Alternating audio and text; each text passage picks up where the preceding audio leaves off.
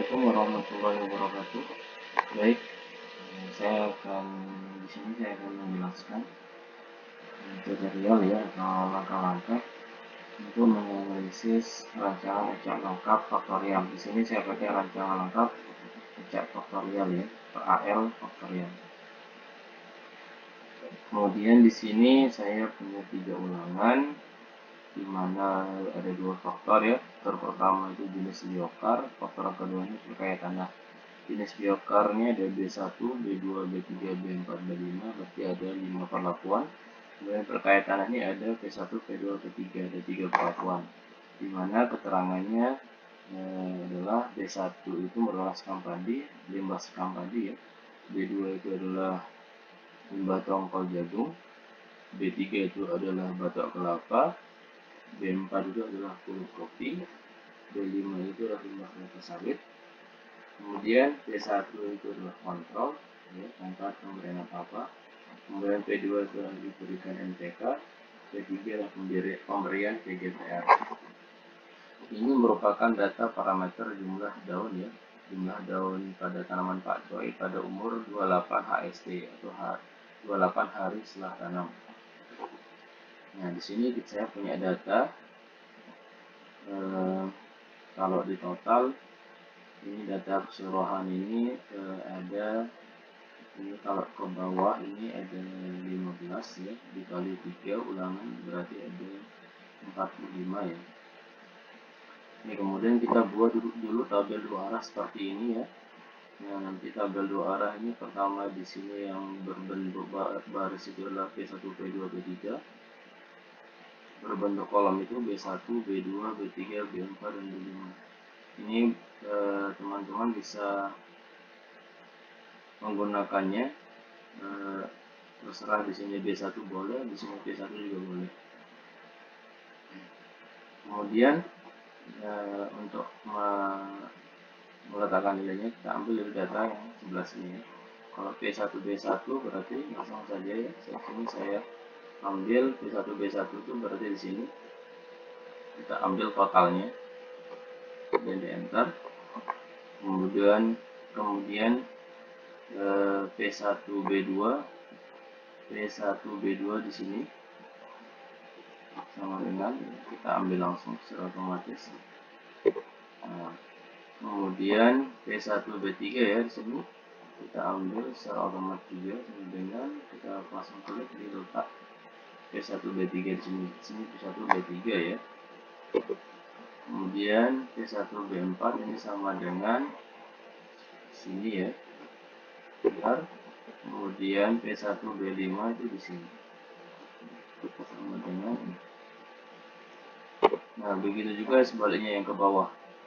Ini saya sama dengan ya P2 B1 P2 berarti ini. Kemudian P3 B1 sama dengan ini P3 B1 ini berarti ya totalnya diambil. Nah, ini begitu juga dan seterusnya ini. Ini P2 B2 dengan P3, kemudian ini juga sama ini.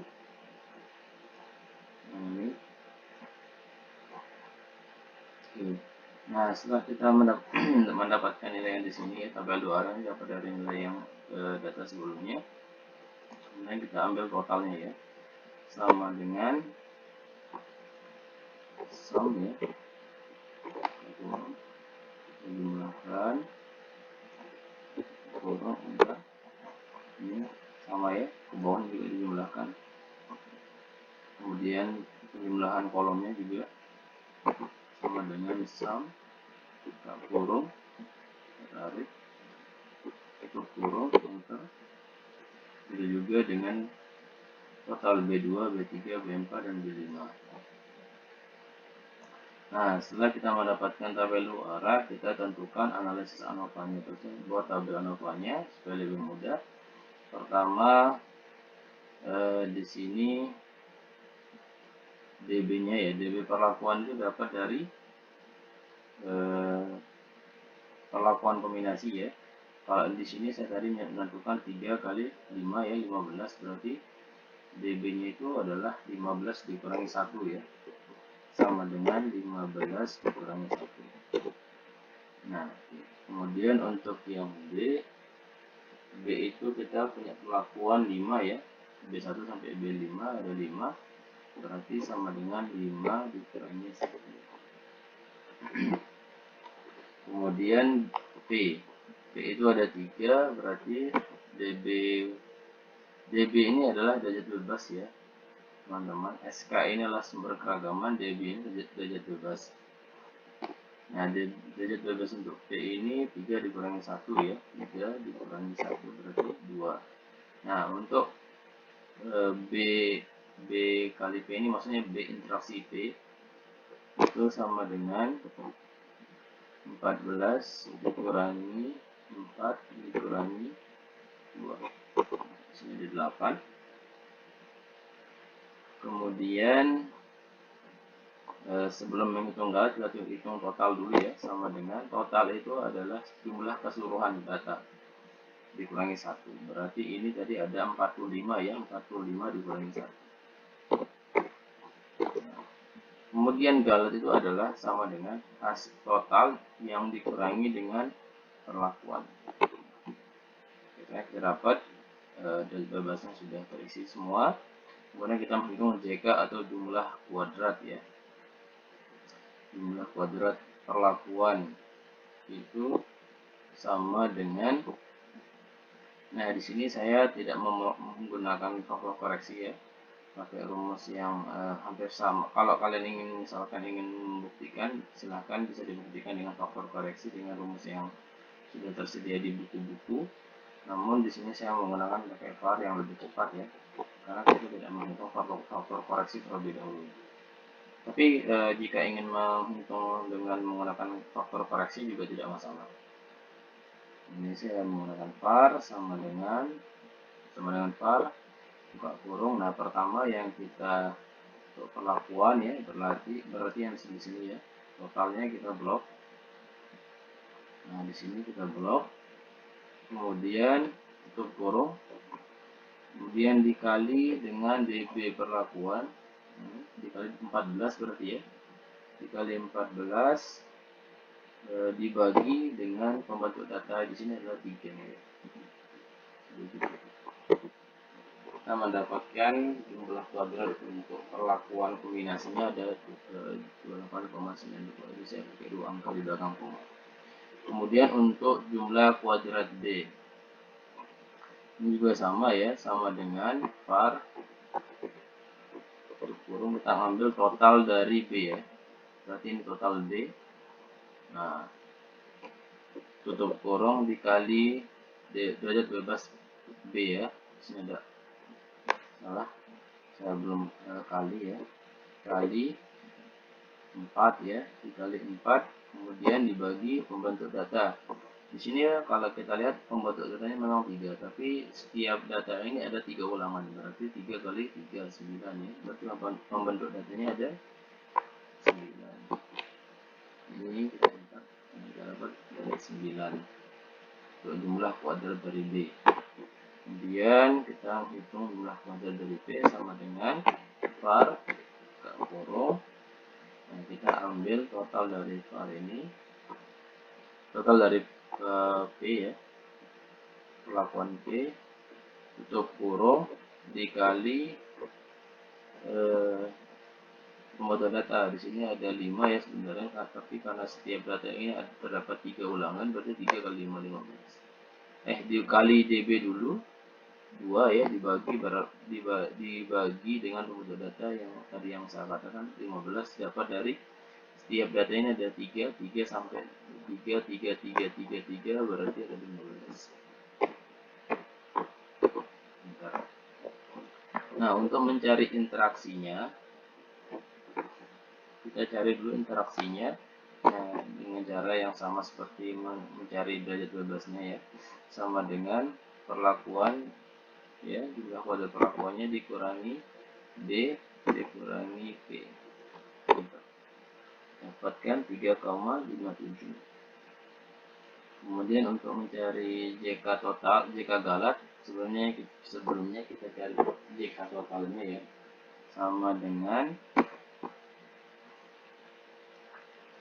ini keseluruhan var ya dulu ya, var dulu,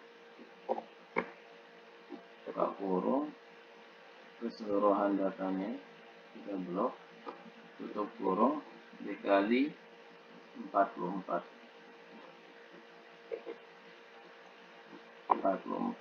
dibagi pembentuk data, karena inilah satu kesatuan jadi satu gitu. Atau tidak perlu dibagi juga, sama saja. Nah, dapat 76,26. Nah, untuk mencari JK galat kita cari dengan cara sama dengan JK total dikurangi JK perlakuan ya, dapatnya 47,33. Nah, untuk mencari kuadrat tengah untuk perlakuan tidak perlu, karena kuadrat tengah ini digunakan untuk menghitung F hitung, sedangkan untuk perlakuan tidak perlu dihitung F hitungnya ya, sehingga sama dengan untuk mencari kuadrat tengah B ya, sama dengan JK-nya B dibagi DB nya, begitu seterusnya ya. Untuk mencari kuadrat tengah P juga sama, kuadrat tengah galat juga sama. Sedangkan untuk kuadrat tengah total tidak perlu dicari, karena tidak ada nilainya dan tidak perlu dicari. Oke. Untuk mencari F hitung, rumusnya itu sama dengan kuadrat tengah. Misalkan kita ingin mencari F hitung dari B, berarti kuadrat tengah B dibagi dengan galat. Kemudian begitu juga untuk P, kuadrat tengah P dibagi galat. Kemudian untuk yang interaksi sama dengan kuadrat tengah interaksinya dibagi galat. Ya, hitungnya kita dapatkan. Nah, kita ingin melihat nanti mana yang signifikan ya, menggunakan F sampai 5% di antara perlakuan B, P atau B interaksi P. Nah, untuk F tabel 5% kita menggunakan rumus sama dengan F I N B P ya, buka kurung. Nah, probability-nya kita pakai 5% atau 0,05, koma degree freedom pertamanya, karena kita mencari yang B dulu, kita pakai yang B degree freedom pertamanya untuk derajat bebas B, koma degree freedom keduanya karena perbandingannya menggunakan dB galat. Enter. Nah, di sini dapat 2,69. Begitu juga untuk P ya, sama dengan FINB buka kurung. Nah, pakai 5% ya, 0,05, koma ini dB-nya P dengan dB-nya galat juga. Nah, sekarang kita mencari galat ya, interaksi B kali P, B dengan P sama dengan FINB buka kurung 0,05 ya, 5%, koma dB-nya interaksi, koma dB-nya galat. Nah, kita lihat kesimpulannya sama dengan, kita pakai kesimpulan otomatis juga sama dengan jika tutup buka kurung, jika F hitung lebih besar daripada F tabel, maka hasilnya signifikan. Ya. Nah, jika tidak, maka tidak signifikan. Itu NS ya, saya NS. Terus hasilnya ternyata memang F hitung dari perlakuan B itu lebih kecil dari F tabel, sehingga dia tidak signifikan. Kemudian kita melihat signifikansi dari P ya. Kita lihat sama dengan if jika F hitung lebih besar daripada F tabel 5% nya perlakuan P, maka hasilnya signifikan. Nah, jika tidak, maka maka seperti yang KB dia tidak akan signifikan. Ternyata memang untuk kesimpulannya perlakuan B ini cukup berpengaruh ya, berpengaruh terhadap jumlah daun ya pada tanaman pakcoy ini. Kemudian kita lihat untuk interaksinya sekarang, sama dengan if jika buka kurung f hitung dari interaksi lebih besar dari atau 5%, maka signifikan ya hasilnya. Nah, seperti yang tadi, kalau dia benar lebih besar dia akan signifikan. Nah, jika tidak maka tidak signifikan atau NS. Nah, kita lihat hasilnya ternyata juga NS. Ternyata di sini terlihat bahwa untuk hanya perlakuan P atau hanya faktor P yang mempengaruhi jumlah daun ya, jumlah daun tanaman pakcoy. Di sini P ini adalah perkaya tanaman. Nah, kita lihat kakaknya, kakak dari data ini. Kakak itu rumusnya adalah akar dari K3 dibagi rata umum. Kita lihat rumusnya akar dia, misalkan ini sama dengan SIRT ya, akar maksudnya ini akar dari K3 ya, K3 ini dibagi rata umum. Tadi saya sudah mencari rata umumnya ini ya. Kemudian dikali 100%. Kurung dulu ya supaya tidak salah mengkali. Hasil pembagiannya baru dikali 100%. Nah, ternyata memang 14,14%. Ini cukup rendah juga dan cukup bagus, datanya sudah